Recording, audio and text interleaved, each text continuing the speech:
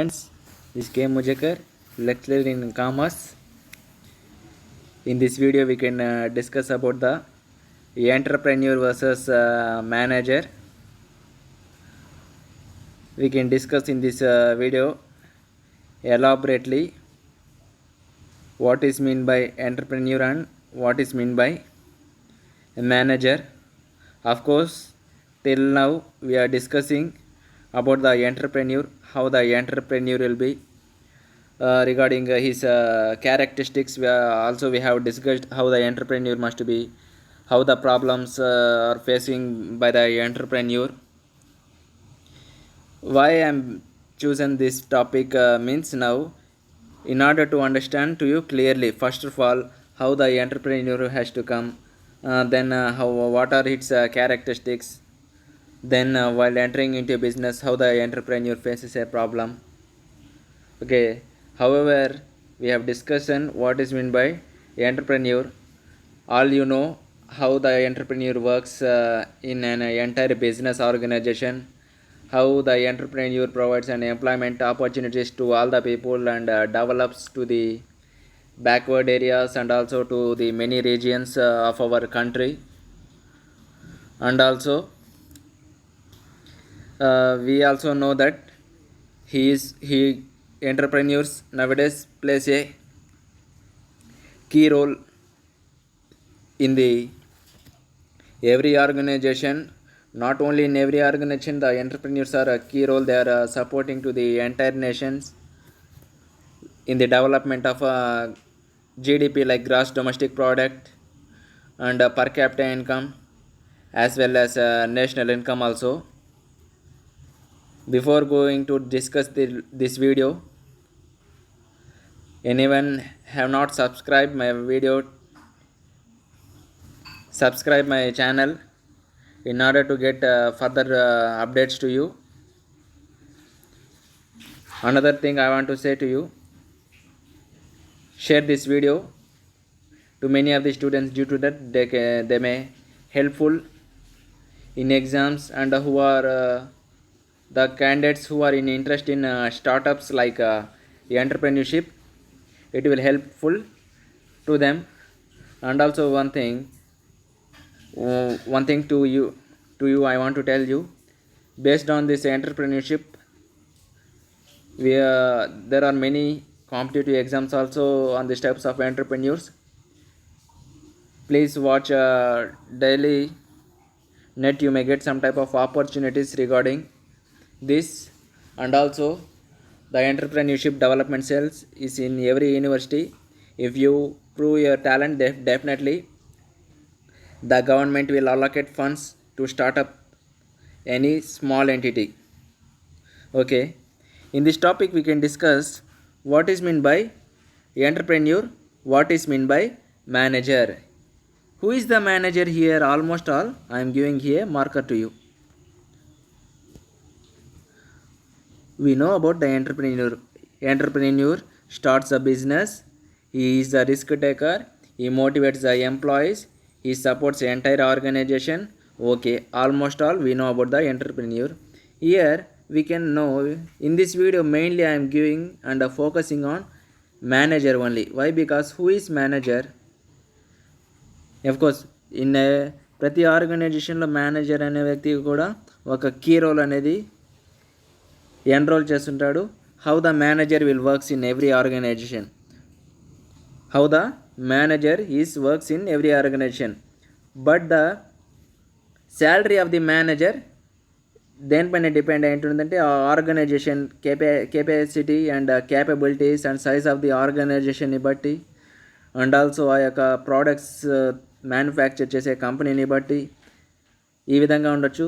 ఇంకోటి managers are also in several cases like ఇంకా managers are sub classified into many types like deputy manager, assistant manager, or general manager, or like this.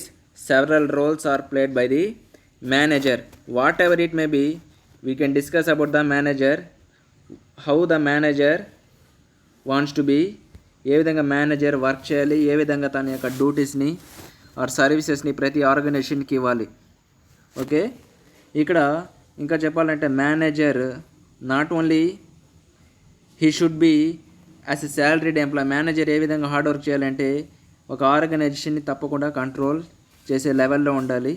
నార్మల్గా మేనేజర్కి compulsory there should be need some educational qualifications. But here entrepreneur doesn't need no educational qualifications, but manager needs compulsory like some educational qualifications like a graduation or post graduation like or MBA, whatever it may be, compulsory they need some types of qualifications. Here we can see the first one. Here we can see the first one, my dear students. What is meant by entrepreneur? This is entrepreneur, this is manager, this is manager, this is entrepreneur. Here first point is motivation. First point is motive. First main side heading is motive. This is also we can say that differences. This is differences. Entrepreneur కి మనం discuss చేస్తాం. To start venture ఏ విధంగా start చేస్తాను? To start venture by setting up enterprise and he understands venture for his personal gratification. అంటే ప్రతి ఎంటర్ప్రెన్యూరు ఎందుకు enterprise అనేది start చేస్తాడు? అవునా కదా, ఏదో సమ్ లాభాల కోసము.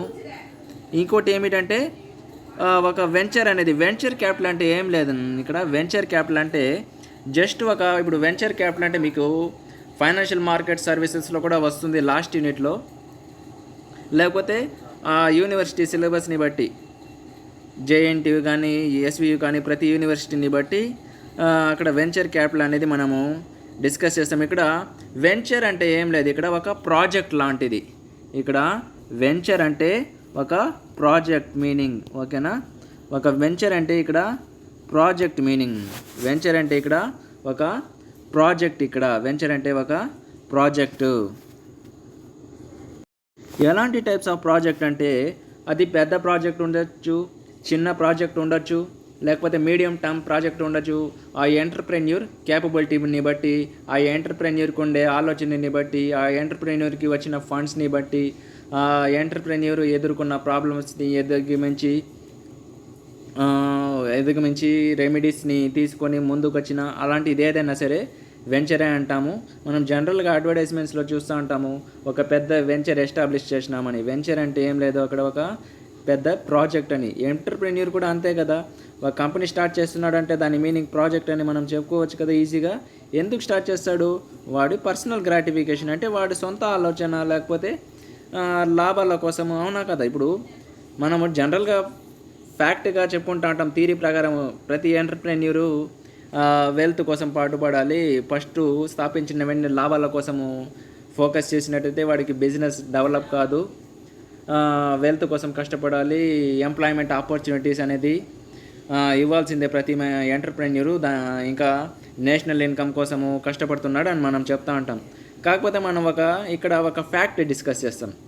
ఎవరైనా సరే లాభాల కోసమే కదా, మీరైనా నేనైనా ఎవరైనా సరే ఎందుకు హార్డ్ వర్క్ చేస్తాము? ఏదో సమ్ ప్రాఫిట్స్ కోసమే. ఇప్పుడు ఫర్ ఎగ్జాంపుల్ మీరు ఎందుకు ఇప్పుడు హార్డ్ వర్క్ చేస్తున్నారు? మీకు మార్క్ లిస్ట్ కావాలి, దాని పరంగా మీకు ఎంప్లాయ్మెంట్ ఆపర్చునిటీస్ కావాలి. అవును కదా. ఇక్కడ కూడా ప్రతి ఆర్గనైజేషన్ ఒక నిజాలు చెప్పుకోవాలంటే ఎంటర్ప్రెన్యూర్ తన పర్సనల్ గ్రాటిఫికేషన్ అంటే తన కోసం ఎందుకు పాటుపడతాడంటే లాభాల కోసం. అవునా కదా. లాభాలు వస్తుందని చెప్తేనే కదా వాడు ఎంటర్ప్రెన్యూర్గా బిజినెస్ స్టార్ట్ చేయాలనిపిస్తాడు. లేకపోతే ఎంటర్ప్రెన్యూర్గా స్టార్ట్ చేయాలని వాడికి ఏమైనా కోరిక ఉందా? లేదు. వాడికి నాలెడ్జ్ ఉంది, ఓకే, వాడికి కొంత ఎక్కువ ప్రాఫిట్స్ కావాలనిపించింది, అందుకని వాడు ఒక వెంచర్ అనేది స్టార్ట్ చేయాలి అనుకుంటాడు, ఓకేనా. అందుకని ఇక్కడ ఎంటర్ప్రెన్యూర్ అంటే ఇక్కడ మోటివ్ అంటే ఏమిటంటే ముఖ్య ఉద్దేశం, ముఖ్య ఆబ్జెక్టివ్ ఏమి. ఎంటర్ప్రెన్యూర్ యొక్క ముఖ్య ఉద్దేశము ఎంటర్ప్రెన్యూర్ ఎందుకు ఒక ప్రాజెక్ట్ని స్టార్ట్ చేస్తున్నాడు, ఎందుకు ఒక కంపెనీని పెడుతున్నాడు, ఎందుకు స్థాపిస్తున్నాడని మనకు తెలిసిందే.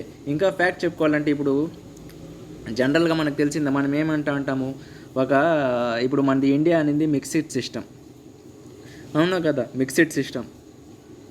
ఇప్పుడు మనం జనరల్గా అనుకుంటూ ఉంటాం మన ఇండియాని కంట్రోల్ చేసేది పాలిటిక్స్ వాళ్ళు కంట్రోల్ చేస్తూ ఉంటారని మనం జనరల్గా అనుకుంటున్నాం.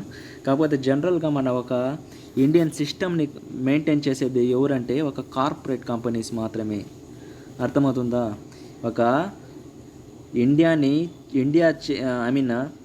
కార్పొరేట్ ఎంఎన్సీస్ అంటే కార్పొరేట్ కంపెనీస్ వాళ్ళు ఉంటారు కదా, ఎంఎన్సీస్ వాళ్ళని కార్పొరేట్ కంపెనీస్ అంటాం. కార్పొరేట్ కంపెనీస్ అంటే ఇక్కడ ఎవరు కాదు, వాళ్ళ యొక్క బ్రాంచెస్ సెవరల్ దేశాల్లో ఉండడం, విస్తీర్ణం. ఇప్పుడు ఫర్ ఎగ్జాంపుల్ విప్రో ఇలాంటి కంపెనీలు, కొన్ని కంపెనీలు ఎంఎన్సీస్ అని ఎందుకు అంటామంటే, ఒక కంపెనీ దానికి ఎన్నో బ్రాంచెస్ ఉండడం. ఫర్ ఎగ్జాంపుల్ ఇప్పుడు మనము కాలేజెస్ని కూడా కార్పొరేట్ కాలేజెస్ ఎందుకు అంటామంటే, ఆ కాలేజు ఒక బ్రాంచ్ ఉన్నట్టయితే అది కార్పొరేట్ అన్నాము. ఆ బ్రాంచ్కి ఎన్నో విధానాలుగా ఉంటుంది. ఫర్ ఎగ్జాంపుల్ ఇప్పుడు మనకు తెలిసింది టౌన్లో విజయం డిగ్రీ కాలేజ్ ఉంది. కేవలం విజయం డిగ్రీ కాలేజ్ అంటే దాన్ని కార్పొరేట్ కాలేజ్ అనము. కాకపోతే దానికి ఏముంది, ఇంటర్మీడియట్, స్కూల్, ఇలా కాంపిటేటివ్ సర్కిల్.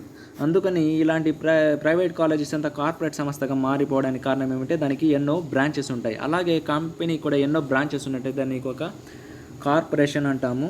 ఇక్కడ ఇప్పుడు మనము చెప్తున్నామేమి, పాలిటిక్స్ చేతుల్లో ఇండియా ఉంటుంది కాదు, కార్పొరేట్ చేతుల్లోనే ఇండియా ఉంటుంది, వాళ్ళ చేతుల్లోనే ఉంటుంది. ఎందుకంటే మనం చెప్పాలంటే జనరల్గా ఫండ్స్ అనేది వాళ్ళు ప్రొటెక్ట్ చేస్తుంటారు. ఇంకోటి ఏమిటంటే వాళ్ళనే కదా దేశం అనేది ఏదైనా ప్రోడక్ట్స్, సర్వీసెస్ కన్స్యూమర్స్కి అందించాలన్నా ఏదైనా సరే కేవలం ఎంటర్‌ప్రెన్యూరే ముఖ్య కారణం కాబట్టి మనము చెప్పుకోవచ్చు.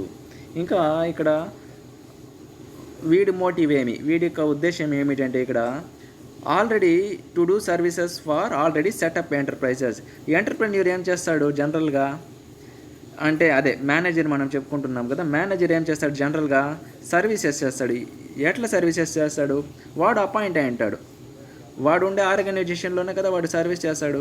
ఇప్పుడు ఫర్ ఎగ్జాంపుల్ ఎంటర్‌ప్రెన్యూర్ నేను అనుకోండి, నేను ఎంటర్‌ప్రెన్యూర్, మీరందరూ నా యొక్క ఎంప్లాయీస్. మీలో ఎంప్లాయీస్కి నేను కొందరికి ఒక్కొక్క డిపార్ట్మెంట్కి ఒక్కొక్క మేనేజర్ ఇచ్చి ఉంటాను. మార్కెటింగ్ మేనేజర్ అని, సేల్స్ మేనేజర్ అని, పర్చేస్ మేనేజర్ అని, ఒక్కొక్క డిపార్ట్మెంట్కి ఒక్కొక్క మేనేజర్ ఉంటాడు. ఇంకొందరికి ఆ మేనేజర్కి కింద నేను సబ్ ఎంప్లాయీస్ని ఇచ్చి ఉంటాను. డిప్యూటీ ఎంప్లాయీస్ అని, డిప్యూటీ మేనేజర్స్ అని, అసిస్టెంట్ మేనేజర్స్ అని నేను ఇచ్చి ఉంటాను. కాకపోతే నేను స్థాపించిన సంస్థలోనే కదా మీరు ఎంప్లాయీస్గా వర్క్ చేస్తున్నారు అన్నా కదా. మేనేజర్ ఏమైనా ఆర్గనైజేషన్ని స్థాపిస్తాడా? లేదు. ఎందుకంటే అందుకనే కదా మనం వాడిని మేనేజర్ అంటాం. వాడు ఎలా సర్వీస్ చేస్తున్నాడు, ఆల్రెడీ రూపొందించిన సంస్థలో వాడు పని చేస్తున్నాడు, ఒక వ్యక్తిలాగా జీతాల కోసం పని చేస్తున్నాడు. అర్థమైంది కదా. వీడి యొక్క ఎంటర్‌ప్రెన్యూర్ యొక్క ముఖ్య ఉద్దేశం, వాడు లాభాల కోసము, మేనేజర్ యొక్క ముఖ్య ఉద్దేశం ఆల్రెడీ స్థాపించిన సంస్థలో వీడు తన యొక్క సర్వీసెస్ని అందిస్తున్నాడు. ఇంకా స్టేటస్, ఇక్కడ మనము స్టేటస్ గురించి ఆలోచిస్తాం. ఎలాంటి స్టేటస్ ఉండాలి. ఇప్పుడు వీడు ఎంటర్‌ప్రెన్యూర్ కాబట్టి మనకు తెలిసిందే, వీడి హోదా ఏంటి, ఓనర్గా ఉంటాడు. వీడు ఇక్కడ ఎంప్లాయీగా వర్క్ చేస్తున్నాడు, అవునా కదా, పని చేస్తున్నాడు కదా. నా కింద మీరందరూ వర్క్ చేస్తూ ఉంటే నా యొక్క ఎంప్లాయీసే కదా, ఓనర్ అని అనగలమా? లేదు. ఇంకా రిస్క్ ఎలా తీసుకుంటాడు ఎంటర్‌ప్రెన్యూర్, మనకు తెలిసింది ఎలాంటి రిస్క్ అనేది తీసుకుంటాడు. ఎందుకంటే లాభాలు వచ్చినా వాడికే, నష్టాలు వచ్చినా వాడికే. వీడికి పెద్ద రిస్క్ ఉంటుందా? సరే, ఇప్పుడు నేను ఒకటి చెప్తున్నాను. చిన్న సంస్థల్లో అయితే ఒకడే మేనేజర్ ఉంటాడు అనుకుందాం. అదే పెద్ద సంస్థల్లో ప్రతి డిపార్ట్మెంట్కి ఒక మేనేజర్ ఉంటాడా లేదా? ప్రతి డిపార్ట్మెంట్కి ఒక మేనేజర్ ఉంటాడా లేదా? సరే, ఇక్కడ మనకి చెప్పడం లేదు వాడు అసిస్టెంట్ మేనేజరా, డిప్యూటీ మేనేజరా అని. ఒకవేళ వాడికి అసిస్టెంట్ మేనేజర్గా పనిచేస్తున్నాడు అనుకోండి ఒక సంస్థలో, అది కూడా ఒక డిపార్ట్మెంట్లో, ఏదో ఒక మార్కెటింగ్ డిపార్ట్మెంట్లో పనిచేస్తున్నాడు అనుకుందాము. అక్కడ వాడికి రిస్క్ ఏమైనా ఉంటుందా? లేదు. దానికి పై వాళ్ళు అంటే అసిస్టెంట్ మేనేజర్కి రిస్క్ ఉండదని మనం ఎగ్జాంపుల్గా తీసేసుకుంటున్నాం. అసిస్టెంట్ మేనేజర్కి రిస్క్ ఉండదు. దానికి పై బనేవాడు డిప్యూటీ మేనేజర్, వాడికి రిస్క్ ఉండొచ్చు. కాకపోతే వాడికి పై బనేవాడు మేనేజర్, అంటే వాడికి రిస్క్ ఉండొచ్చు. అంటే రిస్క్ అనేది ఉంటుంది మేనేజర్స్కి కూడా. కాకపోతే ఎంటర్‌ప్రెన్యూర్తో పోలిస్తే అంత రిస్క్ ఉంటుందా వాడికి? అంత రిస్క్ అనేది ఉండదు. కాకపోతే ఎంటర్‌ప్రెన్యూరు లాభాలు వచ్చినా వాడే, ఎంత ప్రాబ్లమ్స్ చేసినా వాడే. అందుకని వాడు ఎక్కువ రిస్క్ భరిస్తాడు, మేనేజర్ తక్కువ రిస్క్ అనేది భరిస్తాడు. ఇంకా రివార్డ్స్ గురించి మనము డిస్కస్ చేస్తాం. ఇక్కడ రివార్డ్స్ అంటే లాభాలు అని మీనింగ్. ఇప్పుడు వీటికి మనము ఎంటర్‌ప్రెన్యూర్, నేను చెప్పినాను కదా, ప్రతి ఒక్క ఎంటర్‌ప్రెన్యూర్ లాభాల కోసమే కష్టపడేది. ఇప్పుడు మేనేజర్ ఏం చేస్తాడు, శాలరీస్ కోసమే కదా. శాలరీ అయినా సరే, బోనస్ అయినా సరే, దానికోసం వాడు హార్డ్ వర్క్ చేస్తాడు. ఇంకా next one is innovation. Next one is what is mean by next one is innovation. He himself thinks he knows what and know and whom to produce to consumer and to meet changes of the demand and also called change agent. మేనేజర్కి వచ్చేసరికి execute plans are on ideas of entrepreneurs. ఇక్కడ ఇప్పుడు వీడికి entrepreneur himself అంటే తనకు సొంతంగా ఆలోచిస్తున్నాడా లేదా, తనకు సొంతంగా వాడు థింక్ చేస్తున్నాడా లేదా, ఏ విధంగా థింక్ చేస్తున్నాడు వాడికి తెలుసు. ఇప్పుడు వాడు ఎంటర్ప్రెన్యూరు అంటే ఏమన్నా మనకు చేస్తున్నాడు, వాడు ఎలాంటి రిస్క్ అయినా తెలుసు. ఇప్పుడు ఫర్ ఎగ్జాంపుల్ నువ్వు ఎంటర్ప్రెన్యూర్ అవుతా ఉండవు అనుకుందాం, అర్థమైందా? మీలో ఒక ఎంటర్ప్రెన్యూర్. ఇప్పుడు నువ్వు ఎంటర్ప్రెన్యూర్ అంటే నీకు తెలుసు, నువ్వు ముందుగానే నిర్ణయించుకుంటున్నావు. ఇప్పుడు ఎంటర్ప్రెన్యూర్ అంటే సెవరల్ టైప్స్ ఆఫ్ ప్రోడక్ట్స్ ఉంది మన దాంట్లో లక్షలాది టైప్స్ ఆఫ్ ప్రోడక్ట్స్ ఉంటాయి, లక్షలాది ఎన్నో వేలది టైప్స్ ఆఫ్ ప్రోడక్ట్స్ ఉంటాయి, మనం చెప్పలేము. కాకపోతే అన్ని ప్రోడక్ట్స్ తెచ్చి ఎంటర్ప్రెన్యూర్ ప్రొడ్యూస్ చేయలేరు కదా. అన్నీ ఇప్పుడు మన దాంట్లో కొన్ని లక్షలాది కోట్లాది వస్తువులు ఉన్నాయి, అన్ని వస్తువులు ఒకే ఎంటర్ప్రెన్యూర్ తయారు చేయగలడా? చేయలేడు. ఇన్నోవేటివ్ వాడికి టాలెంట్ ఒకటి ఉంది. ఎంత ముఖేష్ అంబానీ, ఎంత అబ్దుల్ కలాం అయినా వాళ్ళ లెవెల్లో అయినా సరే కొంతవరకు అయినా మనకు తెలిసిందే కదా, సముద్రము మనం ఎంతైనా సరే ఒక నీటి బొట్టు అంటే మాత్రమే. కాకపోతే అబ్దుల్ కలాంతో మనం పోల్చుకున్నట్టయితే మనం చాలా చిన్నవాళ్ళమే, అవునా కదా? He is a great scientist. కాకపోతే ఇక్కడ మన టాపిక్ వచ్చేసరికి ఎంటర్ప్రెన్యూర్ తనగా సొంతగా ఆలోచిస్తున్నాడు. ఇప్పుడు నువ్వు బిజినెస్ పెట్టాలనుకుంటున్నావు, ఐరన్ అండ్ స్టీల్ ఇండస్ట్రీ పెట్టాలనుకుంటున్నావు. నీకు తెలుసు కదా ఏం తయారు చేయాలి, అవునా కదా? ఇప్పుడు నువ్వు ఐరన్ అండ్ స్టీల్ ఇండస్ట్రీ కూడా కాదు, ఇప్పుడు నువ్వు ఏదో ఒక మొబైల్ తయారు చేయాలనుకుంటున్నావు. నీకు తెలుసు కదా నేను మొబైల్ తయారు చేయాలనుకుంటున్నానని నీకు తెలుసు, అవునా కదా? ఇంకా ఎలా తయారు చేయాలనుకుంటున్నావు, హౌ, దానికి ఏమేమి రిక్వైర్మెంట్స్ కావాలి, ఏమేమి వస్తువులు కావాలి మొబైల్ తయారు చేయాలంటే. ఇంకా మనం చెప్పుకోవాల్సింది ఇంకేముంది, నువ్వు మొబైల్ నిర్ణయించుకున్నావు, అన్ని రా మెటీరియల్స్ తీసుకున్నావు. కాకపోతే ఏ టైప్స్ ఆఫ్ కన్జ్యూమర్స్కి, ఎలాంటి టైప్స్ ఆఫ్ కస్టమర్స్కి నచ్చాలి అని నువ్వు ఆలోచించాలి, అవునా కదా? Produce to customers. ఇప్పుడు నువ్వు ఎవరికైనా సరే నువ్వు గూడ్స్ ఎందుకు తయారు చేస్తావు, లాభాల కోసం సంపాదిస్తున్నావు. కాకపోతే సరుకులు ఎవరి కోసం తయారు చేస్తున్నావు, కస్టమర్స్ కోసం. ఎందుకు? వాళ్ళ యొక్క టేస్ట్ అండ్ ప్రిఫరెన్సెస్ని, డిమాండ్స్ని మీట్ అవ్వడానికి, అవునా కదా? ఇప్పుడు మనము ఏదైనా తయారు చేస్తే అన్ని ఏజ్ గ్రూప్స్కి నచ్చాలి, అర్థమవుతుందా? ఇప్పుడు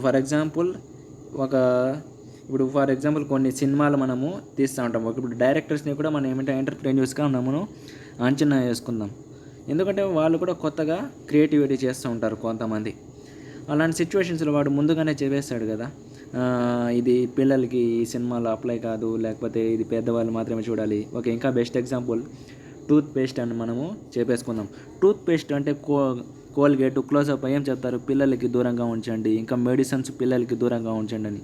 అప్పుడు ఏమవుతుంది, పిల్లలు కూడా ఒక టైప్ ఆఫ్ జనరల్ పబ్లికే కదా. ఇప్పుడు మన భారతదేశంలో 130 కోట్లు ఉంది జనాభా అనుకుందాం, 130 కోట్లు. అందులో ఒక 20 కోట్ల మంది పిల్లలు అనుకుందాం, మిగతా ఒక 100 కోట్లు, సరే ఒక 110 కోట్లు మాత్రమే జనాభా ఉంది. అప్పుడు ముందుగానే మనము ఇంతమందికి టార్గెట్ చేసిస్తున్నాం. 20 కోట్లు వెళ్ళిపోతే కూడా 100 కోట్లకి మనం సరుకులు తయారు చేస్తున్నామా లేదా? ఇప్పుడు నీకు తెలుసు, అందులో 100 కోట్లలో కూడా అందరినీ ప్రోడక్ట్స్ కొనరు, ఎందుకంటే వాళ్ళ ఇష్టాలు వాళ్ళవే. ఇక్కడ కూడా ఆ ఎంటర్ప్రెన్యూర్కి తెలుసు ఎలాంటి టైప్స్ ఆఫ్ కస్టమర్స్ నాకు కొనాలి, ఎలాంటి టైప్స్ ఆఫ్ వాడికి తెలుసు. ముందుగానే నేను చెప్పినాను కదా, పరిశోధన చేసుకుంటాడు. పరిశోధనని బట్టి కస్టమర్స్కి ఎలాంటి టైప్స్ ఆఫ్ ప్రోడక్ట్స్ కావాలి. కొన్ని పెద్ద సంస్థలు ఏం చేస్తాయంటే, ఇప్పుడు నేను ప్రాబ్లమ్స్లో చెప్పినాను ఏమి ఎంటర్ప్రెన్యూరు, లార్జ్ లెవెల్ ఆఫ్ ఆర్గనైజేషన్ ఉన్నట్టయితే self research and development use చేస్తారు. మిడిల్ లెవెల్ ఆఫ్ ఆర్గనైజేషన్ అయితే ఏజెన్సీస్తో కనెక్షన్ పెట్టుకుంటారు, లైక్ యూనివర్సిటీసు, లేకపోతే వాళ్ళ సపోర్ట్ని బట్టి. లో లెవెల్ అయితే మార్కెటింగ్. కొన్ని పెద్ద సంస్థలు ఏం చేస్తాయంటే ఈ 3 రకాలు కూడా యూజ్ చేస్తాయి. ఎందుకంటే అన్ని చోట్ల కూడా ఇన్ఫర్మేషన్ వచ్చేదే కదా. చిన్న పరిశోధన అయినా లో లెవెల్లో చేసినా పెద్ద పరిశోధన చేసిన ఏమి ఇన్ఫర్మేషన్ వచ్చినట్టే కదా అక్కడ మీనింగు. అందుకని కొన్ని పెద్ద సంస్థలు ఎలాంటి అవకాశాన్ని కూడా వదలదు, ఎలాంటి చిన్న అవకాశాన్ని కూడా వదలదు. ఎందుకంటే ఎక్కడో ఒక చోట పరిశోధన వస్తే ఇప్పుడు మనం పెద్దదానికే వెళ్తే సక్సెస్ వస్తుందని గ్యారంటీ లేదు. అదే చిన్నదాన్ని వదులుకుంటే ఒక్కోసారి ఒక అవకాశాన్ని మిస్ చేసుకున్నట్టే. నేను కూడా మీకు ఏం చెప్తున్నానంటే ఏ చిన్న అవకాశాన్ని కూడా వదులుకోకండి, నాకు పెద్ద ఉద్యోగమే కావాలి అని చెప్పేసి వెయిట్ చేస్తామంటే రిస్కే అవుతుంది. చిన్నది నుంచి పెద్దగా వెళ్ళండి. అదే నా యొక్క ఒక ముఖ్య అడ్వైస్ మీకు. ఇక్కడ కూడా సేమ్ ఎంటర్‌ప్రెన్యూర్‌కి ఏమి వాడికి తెలుసు ఎలాంటి ప్రోడక్ట్స్ అనేది నేను తయారు చేయాలి, ఎలాంటి కస్టమర్స్ నా ప్రోడక్ట్స్ కొంటారు అని తెలుసు. అవునా, అదే చెప్తున్నాడు. Himself think he knows what and how. ఎలా వాడికి తెలుసు ఎలా తయారు చేయాలి, ఎవరి కోసం ప్రొడ్యూస్ చేయాలి. కొన్నిసార్లు పనివాడు ఒకడు. ఇప్పుడు నాయకులు అంటే కేవలం నాయకత్వం, వాడు లీడర్ అయిపోతే చాలదు. అవునా కదా, ప్రతి ఒక్కరు మనం చెప్పుకుంటూ ఉంటాం, లీడర్గా భావించేస్తూ ఉంటాం. వాడికి పవర్ ఉంటే వాడు లీడర్ అయిపోడు, జీరోనే అయిపోతాడు. ఇక్కడ కూడా నేనేం చెప్తానంటే ఎంటర్‌ప్రెన్యూర్ వీడు ఏం చెప్తున్నాడు, ఏజెంట్లు అంటే నాయకుడు ఎప్పుడూ ప్రజల్లాగా పనిచేయాలి, అప్పుడుదా వాడు సక్సెస్ అనేది రీచ్ అవుతాడు. కాకపోతే మన సబ్జెక్ట్లో వాడు ఏజెంట్ అంటున్నాడు కాబట్టి ఇక్కడ ఎంటర్‌ప్రెన్యూరు ఏజెంట్ లాగా పనిచేస్తాడు, ఒక పని వాళ్ళలాగా పనిచేస్తాడు కొన్నిసార్లు అని చెప్తున్నాడు. ఇక్కడ మేనేజర్కి వచ్చేసరికి ఇక్కడ ఏముంది మనం చూస్తాం. ఇక్కడ execute plans on ideas of. ఇక్కడ ప్లాన్స్ అనేది మేనేజర్కి సమ్ టైప్స్ ఆఫ్ ప్లాన్స్ ఉంటుంది, వాడికి టాలెంట్ ఉంది. కాకపోతే ఈ ప్లాన్ వాడు ఓన్గా ఇష్టంగా డెసిషన్ తీసుకోవడానికి లేదు. ఎంటర్‌ప్రెన్యూరు ఒకవేళ వీడు తయారు చేస్తాడు సరే, ఒకవేళ వీడు మేనేజర్ తన సొంత ప్లాన్స్ తయారు చేసినా కూడా, ఓన్ ప్లాన్స్ తయారు చేసినా కూడా ఎంటర్‌ప్రెన్యూర్ దాన్ని అమలుపరచాలి. సరే, ఇది వేరే ఎగ్జాంపుల్గా మార్చుకుందాం. ఎంటర్‌ప్రెన్యూరే వీడికి చెప్తాడు సలహాలు, నువ్వు ఈ విధంగా ఎగ్జిక్యూట్ చెయ్యి నీ యొక్క సలహాలు అని ఎంటర్‌ప్రెన్యూర్ ఆదేశాల మేరకు చేస్తాడు. ఎందుకంటే వాడు ఎంప్లాయ్ కదా, జీతగాడు. వాడు డెసిషన్స్ తీసుకొని వాడి డెసిషన్స్ లాస్ అయిపోతే తీసేస్తారు. Next one is qualification. ఇక్కడ మనము క్వాలిఫికేషన్ అనేది ఇక్కడ డిస్కస్ చేసాం. ఇక్కడ మనకు తెలిసిందే ఎంటర్‌ప్రెన్యూర్కి పెద్దగా చదువులు అవసరం లేదు. టాలెంట్ మైండ్లో ఉంటే వాడు ఎక్కడికైనా రీచ్ అయిపోతాడు. అంటే వాడికి ఇష్టం ఉన్నా చాలు, వాడికి ఎవరన్నా మోటివేట్ చేసినా చాలు, వాడికి ఒక వర్క్ ఉన్న ఒక టాలెంట్ ఉన్నా వాడు నేను ఒక్క మాటలో చెప్పాలంటే వాడికి నో క్వాలిఫికేషన్, వాడికి క్వాలిఫికేషన్ అవసరం లేదు. కాకపోతే మేనేజర్గా పనిచేయాలంటే వాడికి ఏముండాలి, కంపల్సరీ ఏదో ఒక డిగ్రీ. అది కూడా డిగ్రీ నువ్వు ఏదో ఒక ఫేక్ సర్టిఫికేట్ పెట్టేస్తే వాడు ఎంటర్‌ప్రెన్యూర్ చేయడు. వాడు ఏదో ఒక రికగ్నైజ్డ్ యూనివర్సిటీ ఉండాలి. ఇప్పుడు ఫర్ ఎగ్జాంపుల్ మీరు కూడా కంపెనీకి వెళ్తారనుకోండి, ఇంటర్వ్యూలో సెలెక్ట్ అవుతారు, మీరు మార్క్ లిస్టులు సబ్మిట్ చేస్తారు కదా, అప్పుడు మీరు మార్క్ లిస్టులు చూసిన వెంటనే వాడు సెలెక్ట్ చేయడు. ఎందుకు టైంకి. ఇప్పుడు మీరు ఒక విప్రో కంపెనీలో అపాయింట్ అయిపోయినాడు అనుకోండి, మీకు 3 నెలలు టైం ఇస్తాడు జాయినింగ్కి. అవునా, మీరు సెలెక్ట్ అయిపోయినారు, రేపే ఉద్యోగం కానీ వచ్చేయమంటాడు. లేదు, ఎందుకు టైం తీసుకుంటాడంటే మీరు ఇచ్చిన మార్క్ లిస్ట్ని ఏ యూనివర్సిటీలో మీరు చదివి ఉంటారో ఆ యూనివర్సిటీకి వీడియో లింక్ పెట్టుకొని అక్కడ పంపిస్తాడు మీ మార్క్ లిస్ట్ని. మీరు ఆ మార్క్ లిస్టు అప్పుడు ఆ యూనివర్సిటీ చెప్తుందన్నమాట ఆ కంపెనీకి ఈ సర్టిఫికెట్స్ ఒరిజినల్వే అని. అప్పుడు దాని బేస్ పైన ఆ వెరిఫికేషన్ కంప్లీట్ అయిపోయిన తర్వాత మిమ్మల్ని అపాయింట్ చేస్తాడు. ఇక్కడ కూడా సేమ్ ఏమిటంటే నేనేం చెప్తానంటే ఇక్కడ ఎంటర్‌ప్రెన్యూర్కి క్వాలిఫికేషన్ అవసరం లేదు, మేనేజర్కి అయితే క్వాలిఫికేషన్ అనేది అవసరమే. That is my dear student friends. మనకు తెలిసిందే motive, status, risk bear, rewards, innovation and qualification. ఇంకా మీరు దీన్నే మ్యాటర్ ఎక్స్టెండ్ చేసి రాయండి, లేకపోతే ఇంకా మీకు తెలిసిన పాయింట్స్ కూడా యాడ్ చేసుకుని రాయొచ్చు.